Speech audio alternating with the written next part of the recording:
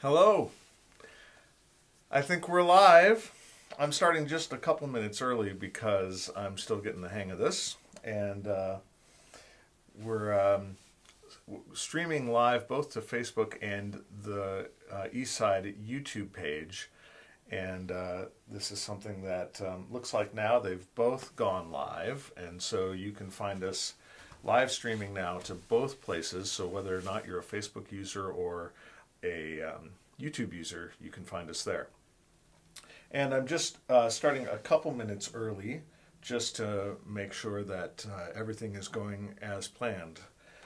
So let's just see. I'm going to kick on over to the Eastside Facebook page so I can monitor the comments while we are online. And if you are seeing this online, just go ahead and give me a hello in the chat so I can know that you're there.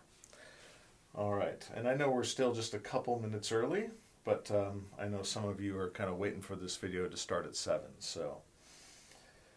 All right, let's see here. Live video. We'll just make sure that everything is going correctly before we'll start officially this conversation. All right. Looks like I've got the video stream up. Good. All right. Well, go ahead and if you're online, give me a shout out and let me know that you're there. Looks like I've got 3 viewers. And I'm sure there's some more coming. I just started a little early.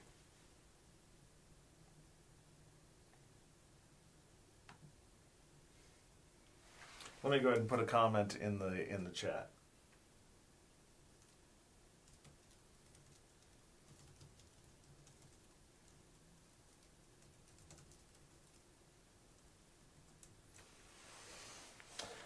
Well, I think we're almost. Oh, look at that! It's 7 o'clock. Well, let's make this official then. Welcome to Together in Faith. And it is June 1st. How did we get to June, man? Whew. Oh, look at that. Harriet and Colin, good to see you online. Thanks for joining. And today's conversation is, well, I got to tell you, I'm just so looking forward to sharing this with you. So let me just very briefly say that this conversation with my friend Michael Bridges is, well, let me just tell you about Michael Bridges, how I got to know him. I got to know him first as a musician, as a performer, and he performed at National Lutheran Youth Gatherings when I was a kid, when I was in high school. And then through the Spirit, I don't think it's coincidence, through the Spirit, I ended up working at the summer camp that he went to when he was a kid. And I wasn't supposed to work at the summer camp in upstate New York, but as a college freshman, my first summer job fell through, and this camp that I never knew anything about said, "We'd love to hire you." And I took a leap and spent the summer in upstate New York, and that's how I met Michael Bridges. It is very easy for me to say that his presence in my life has been extremely impactful, and I love him. He and his musical partner and lifelong friend George, their music has been a soundtrack for my life, and there's lots of pieces of my life that would look very different if I didn't have those guys in my life as friends. So now that I've shared all of that, I want to share with you a conversation that Michael and I had about our shared trips to Germany, and a festival that he and George and Christian Uptadl started together, and you're going to hear a little bit more about that story. I've had the opportunity to be in Germany a number of times, and most of the times have been because of this festival that Michael is going to share about.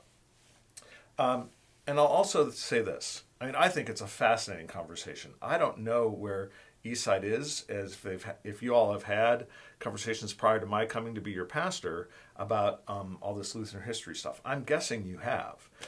So some of this might be like, oh, I've heard this before. So, I totally get that if that's not something that, you're like, oh, this is old hat. I think Michael has a really unique take on it. And so I just loved this conversation. He and I had it about 2 weeks ago. And I had to edit it down a ton because I think we talked for over an hour. The only other thing I'll say before I hit play on this video, I'm going to be monitoring the chat while the video is playing, so you can feel free to ask questions in the chat. And we'll come back live again once the conversation with Michael and I is done, so that we can close with Luther's evening prayer. I'll probably be posting some more about this conversation in the days and weeks to come, because I have lots of video from my time in Germany that I think Eastsiders might really appreciate. The only other thing is Michael's going to actually talk about the festival and how it's coming up. They're doing another Luther 500 festival in 2022. And it was, I wasn't even thinking about it. I don't even know if that's ever anything that Eastsiders would want to do. It's not my intent here to sell some kind of product. But it is a really engaging experience. And I certainly wouldn't be opposed to it if sometime in the future we all thought about going to take a trip to Germany together. But it could happen in any number of ways. And this is one really great way. So I am so looking forward to sharing this with you. Now, here is a conversation with my friend, Michael Bridges. Hey. Good to see you. Good to see you, man. Wow, it's been a long time. I know, right? Yeah. Yeah. Wow. And so, tell me what's going on. Where are you guys? You're in South Dakota somewhere, right? Yeah. Right. Jeez, man, I miss you guys. I just can't believe that we never get to see each other anymore. Yeah. Well, hopefully that'll change a little bit. It'll be different, but for the people of Eastside, that you played a part in Amy and my ordination service, because you lended your voice to Kyrie in the service. And then the other connection that Eastside folks would have a little bit is that for my installation service at Eastside in January, one of the songs that we had as part of the service was Jerry Coleman's "Christ is with Me," and Jerry is a common connection between you and I, because he was. Do I have it right that he was your camp counselor at Camp Pioneer in upstate New York? That's right. Yep. And he was my campus pastor at Concordia College in St. Paul, Minnesota. And he was a part of the Luther 500 in 2011. Is that right? Yep. And that was before Amy and I got involved. But so we have all of these connections, which Eastside knows some of that stuff now because of the installation service there in the church. Yeah. So I just thought, well, let's chat about Luther 500. Fantastic. I love it. Yeah, the camaraderie of it, I agree. It is really, really great. In fact, as long as we're talking that way, I should should see if I can pull up this photo from Germany, because that's the leaders trip. Yeah, that was the leaders trip there. I figured I'd pull up a lot of stuff from Wartburg, since I know that 2022 you mentioned is going to be more Wartburg. But speaking of the camaraderie of it, so this was the church in Schmilkendorf with Aletheia, Yeah. with Mandy and Christie and Amy and I playing for the sold out crowd in the booming metropolis of Schmilkendorf, Germany. Yeah, I love it. And it was that was 2011 for the 2013, right, for the Luther 500 in 2013. Yeah. But then we have this photo from Wittenberg, Oh yeah. which there you are with George on piano and Jonathan Runman on guitar and Amy playing Doombeck there in Wittenberg for 2017. Wow, amazing. Oh, it was so much fun. So maybe you could just give a little bit of an introduction as to what the Luther 500 is, how you started it. How did this thing happen? Okay, got it. Yeah, yep. Yeah, I mean, so yeah, thanks for asking. I mean, we've had so much fun being in Germany, and as you know, I mean, because you've been there with us every time, and it's just so much fun. It started in 2011, and the idea took shape in 2009. And what basically happened is George and I, when we were playing in the band Lost and Found, we started touring in Germany in 1997. And we'd go around city to city, place to place. And we stopped one night and played in this town called Homburg in Germany. And we met the national youth pastor of the Independent Lutheran Church, whose name is Christian Utpadel. And he just booked the local gig there. And it was just, we played in a pub. And George and I wrote a song called, Playing in a Pub in Homburg, playing on a Sunday night. And yeah, it was super fun. But the best part of that trip was the friendship that formed with Christian and his wife Durta. And their kids weren't born yet at that time. Now they have 5 boys. But at the time, we just had a great, great friendship with Christian and Durta.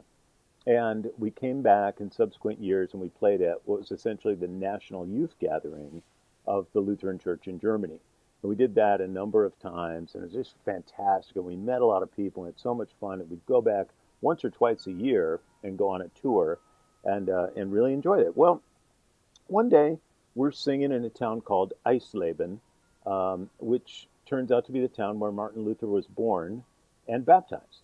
And we're setting up our stuff, our equipment in the church, and we're setting up our monitors and just sort of leaning the monitor so we can hear it. And we're leaning it on the baptismal font. And I say to the pastor at the church, who is a good friend of ours, Scott Moore, who's a great friend, always will be, and was serving the churches there in Eisleben. I say, this baptismal font here, would this be the font where Martin Luther was baptized?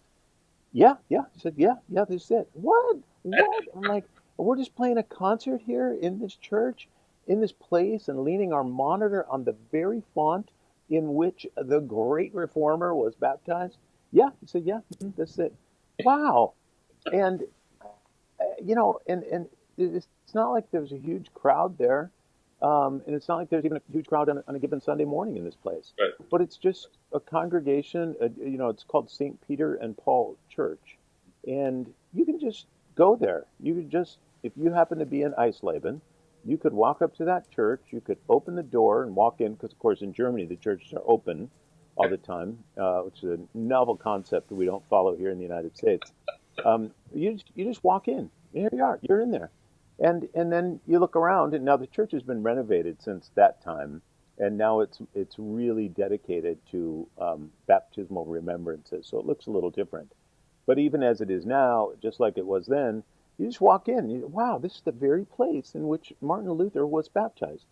And it always struck me that people should get a chance to see this stuff. People take vacations to Germany and they go to Bavaria and they go to the Neuschwanstein Castle and maybe some go to the Oktoberfest at a tent in Munich. And, people do the touristy thing, which are all great. They take a cruise on the Rhine River, all great, fantastic. But there are all these gems, especially for those of us who have a Lutheran heritage. These places are these amazing historical treasures, and they're just in these small towns in the former east part of Germany, and anyone can see them anytime. So, flash forward a little bit. my wife and I have a daughter, Geneva, and she's born in the fall of 2009, and we're kind of thinking, hey, where will she be baptized? Yeah. So all of a sudden we remembered this church in Eisleben. And I called up my friend Scott Moore. Hey, Scott, I said, we're going to have a baby in a month or so, and when she's old enough, if we brought her to Eisleben, could she be baptized in the font where Martin Luther were baptized? And you could do this. You're the pastor of the congregation. Yeah, sure. He says, yeah, fantastic. So we go. Geneva is like 9 or 10 weeks old. We fly to Germany. And partly, we wanted to reassure ourselves that we could still do stuff even though we had kids. And we went to Germany. Fantastic. Of course, the lesson we learned is it's easier to travel with a 10-week-old than it is with a 1 or 2-year-old, right? And so she was just a little angel, in the ergo carrier. And we went, anyway, we go to the congregation. They have a service. She's baptized. I got so much I'd love to say about that baptismal experience, but I'll share it next time. All right. Um, so anyway, after the baptism, it's all fantastic. We go up and we spend some time with our friends, the Utpaddels in Homburg, Germany. Yeah. And Christian and I are sitting up one night. I'm kind of have the effects of jet lag, so I'm up late and we're chatting. And we just talked about how great it would be for people to see these Luther sites. And Christian had spent a lot of time doing work on the Luther sites and happened to have just started a travel company called Terra Lu in order to facilitate people's travels. And we just kind of put these pieces together. This desire for people to get to see the Luther sites, his ability and interest in it, and we said that's what we should do. We should just invite people to come to Wittenberg. And we knew that in some years all the 500 anniversaries were coming up, and so we called it Luther 500, and we invited people to Wittenberg. And what I did is I really, together with George and I sat, many hours in the van on tour. We were still on tour in those days. We'd talk about what would it look like if we hosted a gathering. And, for all these years, we played at gathering after gathering after gathering. Yeah. And we just thought, what would it look like if we did that? And so one of the thoughts we had was we do it in Germany because that would be cool and interesting and different. And we also said it would be intergenerational.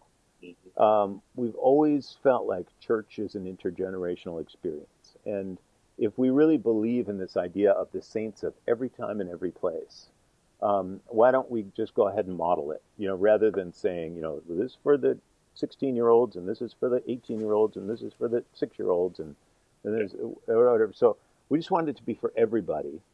And then we thought we would invite our friends, like Tangled Blue and Jonathan Runman, and Alethea and on, Rachel Kurtz, right? And have everybody over and just let people come and have this fantastic, interactive, freewheeling, semi-programmed, lovely experience where you get a chance to live in this medieval town.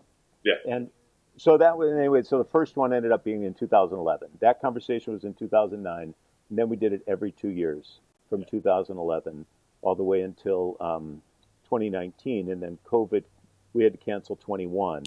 And Right. we didn't really cancel, we just postponed it. So it's going to be in 2022. And we're super excited about 2022. So I want to pull up a photo or two from the three different trips that you had Amy and I be part of as leaders, just to kind of, because I think one of the things that you just talked about, one being multi-generational, but how there are relationships for me that started in Germany because of this festival that you planned, and that are still, they're still very, very active and a rich part of my life back Yeah, here lifelong in friendships. America. Yeah, like just these lasting friendships with all these folks. And so let me just see if I can pull up some of these great photos, of this would have been Erfurt. Yeah. and this would have been 2015, Hmm. Erfurt, and again, just this would have been in Wittenberg.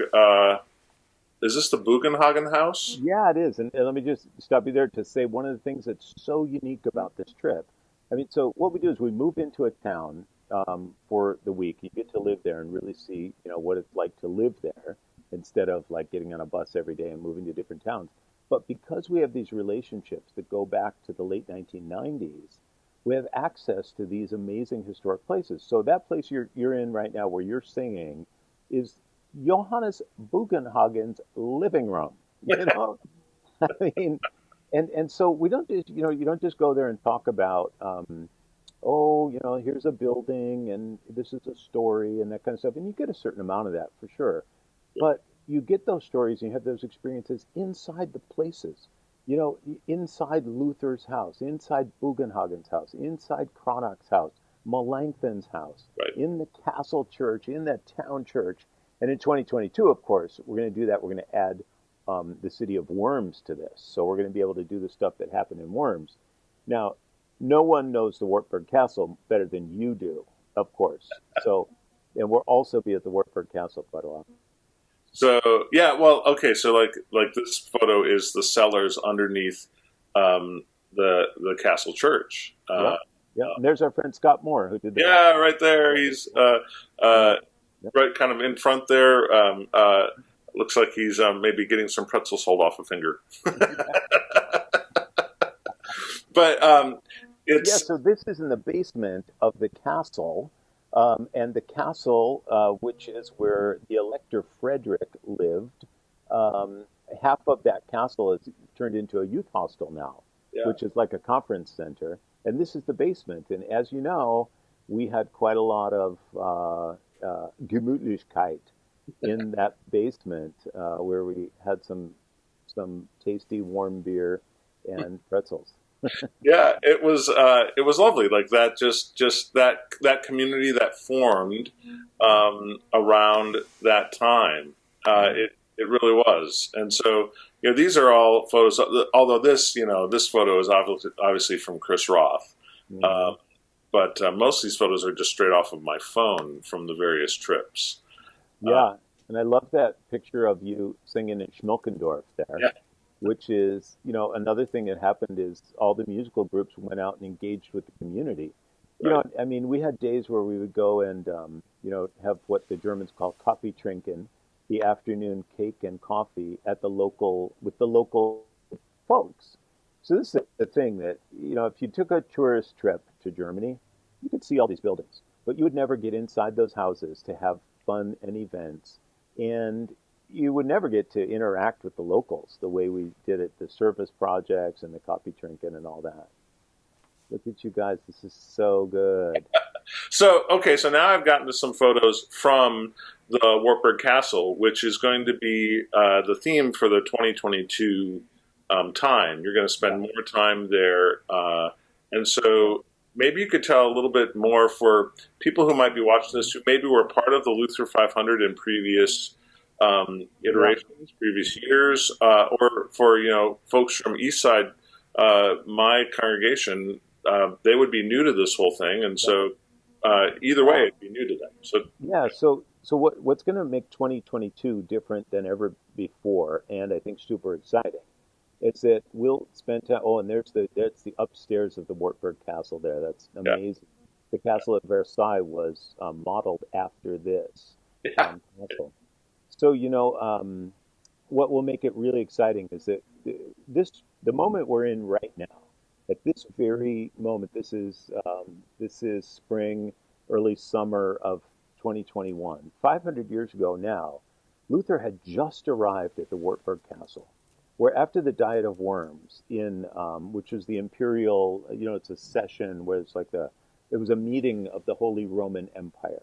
All the leaders from the various states came together with the emperor in the city of Worms in Germany in April of 1521. There, Martin Luther was asked to respond to the charges of heresy over all the stuff that had gone before. And you know that whole story. I'm sure everybody's very familiar. But what Martin Luther did is he stood up. He spoke truth to power in the most stunning way, and he got away with it, partly because he had some political connections, partly because of the viral social media at the time, which was called the pamphlet, and was based on cutting edge technology, which was the movable type of Gutenberg's printing press. And so his message got all over the empire super, super fast. And so he stood up to the emperor and he was declared an outlaw, which means through the Edict of Worms, he was declared an outlaw. He left the city in darkness and to go through the forest trying to make his way back to Wittenberg. But his life wasn't worth very much because anyone could now kill Luther and be considered to be doing the emperor a favor since he was an outlaw. Well, he was kidnapped in the forest in the middle of the night, and everybody said, "Well, the Pope's guys got him, or the Emperor's guys got him, and poor Luther is dead." But it wasn't. It was the Elector Frederick, who was his benefactor from Wittenberg, who kidnapped him and brought him to the Wartburg Castle in Eisenach. And there, Luther dressed up as a knight, changed his name to George, and lived there for essentially just over a year. And while he was there, he translated the New Testament into the language of the people. And that did two amazing, there's the Wartburg, yeah. And I mean, two amazing things happened when Luther translated the scriptures into the common language. One was it helped develop what is now, still to this day, 500 years later, the form of the German language that people speak. So it had a lot to do with forming the German language. But a really huge thing that happened was that people were now able to read the scriptures in their own language. And that hadn't been the case. Only the priests could read it because it was in Latin. So, not everybody could read and not everybody read Latin. So, essentially the priests could tell people anything. Oh, here's what it says. You better do this. Here's what it says. Now the people got their hands on the scriptures and were able to read it for themselves. And that set the stage for a lot of what we today consider fundamental political and civil liberties and human rights. A story I sometimes think about is how all the years I was traveling in the Lost and Found band, people would come up to us, and especially when we played at schools. They'd say, "Oh, yeah, Lutheran, Martin Luther, yeah." They'd say, like, he's from Atlanta, right? Well, no, we say this is Martin Luther, not Martin Luther King Jr. This is in a monk from Wittenberg, Germany, from Eisleben, Germany, 500 years ago. But then we would say, but they are related in this very important way. Mm-hmm. In the 1930s, pastor from Atlanta, Michael King, went to Germany for a Baptist church convention, visited Erfurt, visited the Wartburg, visited these places and learned about the work of Martin Luther and came home and changed his name to Martin Luther King instead of Michael King. And he changed the name of his young son to Martin Luther King Jr. So, this work of Martin Luther has far-reaching effects. And a lot of what we think about in terms of civil rights and civil liberties and political liberties today trace their origins back to this moment in Worms, Germany, in April of 1521, and this year, living in this very castle in this picture, when Martin Luther took the scriptures, which, lorded it over the people, and put them into the people's language so that people could think for and stand up for themselves. So 2022 is going to be an amazing year to be there. Yeah, I mean, I love that connection, right, to all that we are experiencing now. That there's these seeds that are being planted 500 years ago, and the good fruit, the fruition of these seeds is mm-hmm. what we're living in now. It's really really powerful, really lovely. So yeah. Very powerful. I love it. I'll go back. And it is a lovely tour, but you're right. In the previous years, we didn't spend. We just really spent a half day, really at the Wartburg Castle, and so now you're going to spend more time in the town, and maybe Yeah. go ahead. Go ahead. And so what we'll do is after visiting the Wartburg Castle, instead of returning to Wittenberg like we've done in the past 10 years, we're going to continue on to the city of Worms. And there we'll be in the place where the Diet of Worms took place. And then on the Saturday night, we've rented a beautiful beer garden right on the Rhine River. You know, the city of Worms sits on the Rhine River, and so we'll be in a riverfront beer garden for a great Bavarian dinner, and I think that'll be really fun. Oh yeah, yeah, that sounds perfect. So, all right. So, when is this happening, Michael? What are the dates for 2022? June 27th to July 3rd. Okay, Hmm. and maybe I'll stop at that picture there of the Wartburg and These are great pictures. You've always been a good photographer. I mean, oh, thanks, man. I'm not surprised you have such good pictures, but I don't think I've seen these before. They look Oh, so good. well, I will send them your way. I'm sorry that you haven't seen them, Yeah, and you're yeah. welcome to use them. So, This is so um, good. yeah, yeah. Okay, so it's June of 2022, and I want to say this thing about when when you asked us to come in 2013 and then 2015, 2017. One of the things that was so partially remarkable, but partially because I know that you value and I Christian and Terelu and the whole ethos of the thing is to make it inclusive, and it's the most affordable. I mean, if you're going to go to Europe and have this amazing, in-depth, immersive experience, there's. I remember around the 500th anniversary in 2017 how like other people would be like, "Yeah, I'm going to Germany. It's going to be a lot. It's going to be $8,000." I was like, "Oh, okay, that's Yeah, yeah, So tell me a little bit about yeah. what that Well, looks like. yeah. So I can't remember the exact price right now, but I think that it's around $1,200.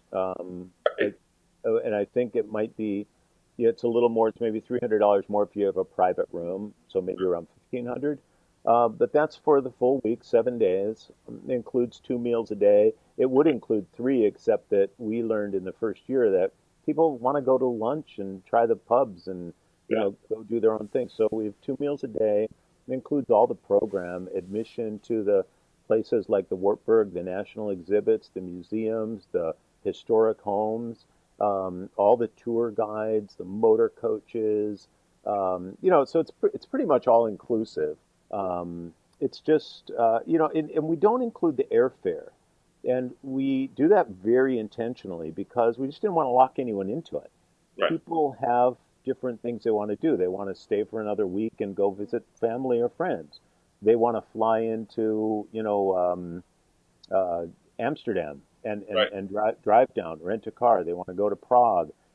They have their favorite airline. They have points, or they have a relative. We had a family who came because one of the parents in the family was an airline pilot, and so they could all fly for free.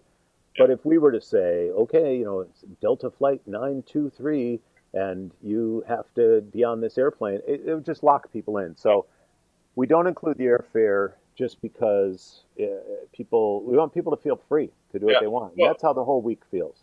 and to your point, when we were there in 2017, one of the things that we did was there was a group that wanted to go see Prague after one of the weeks of the Luther 500, Hmm. and you all asked us to accompany them to Prague, and I love the city of Prague. Hmm. It's just beautiful, and so there was a group that did that. So they flew into Germany, but they flew out of Prague because they wanted to go to Prague, and so we took a little mini tour bus to Prague and had 3 nights there, and it was glorious. Yeah. And they were lucky to have you and Amy as their guides for that experience. Oh, it was I so much mean, fun. you guys led, I don't know, it must be at least a dozen different groups to the Wartburg Castle too. Yeah. Oh, yeah. We did a ton of work at the Wartburg. I Yeah, we know. did. Yeah, That's yeah. right. I had forgotten that we were kind of the Wartburg band You because were, we yeah, would, we'd head to Wartburg, and then and that was was it evening prayer? Uh, I can't remember. In Erfurt, right? Yeah, Yeah, I mean, 'cause you guys came back to Erfurt and had the evening prayer evening in the prayer. monastery where Luther took his monastic vows. So that's another thing is, you just, it's the kind of trip where you get this access that you just would never get. You might get to go to that monastery to look at it from the outside. Maybe if you're lucky, you get inside. But with the Luther 500 trip, you go in, you sit in the pews, you get a little historical background, then you have a short prayer service, you get to kind of wander around. So it's really fun. I mean, having the connections has been a great blessing. Amazing opportunity. We had someone almost every trip. We have someone who's an organist who will come and say, "Man, I would love to play that organ in the Castle Church," and we would just call up the organist, say, "Hey, we got a guy here from Ohio who'd like to play that organ." "Oh, sure, yeah, send him over at 7 o'clock tomorrow night. I'm practicing." Yeah, And so it just gives you a lot of different opportunities for fun. And so, you know, we've had our kids there at all different ages, from 2, 4, 6, 8, and 10 years, because every 2 years, and they've always had a great time. They've always found stuff to do. I mean, there's a zoo in Wittenberg that you can just walk through at your leisure, and there's playgrounds everywhere you turn. And then, but in the middle of it, you're just walking on the cobblestones, you're walking on the streets where Luther walked. You're right in the midst of it, yeah, unlike any other tour you could get. So yeah, I hope people will join us. I mean, bring your friends and family, and it feels a lot like a once in a lifetime experience. It's as affordable as it can be, yep, and I hope that flying by the summer of 22 will be a good experience again. yeah. Um, yeah, by that I guess I mean like super crowded, right? I mean, it's yeah. Well, hi everybody.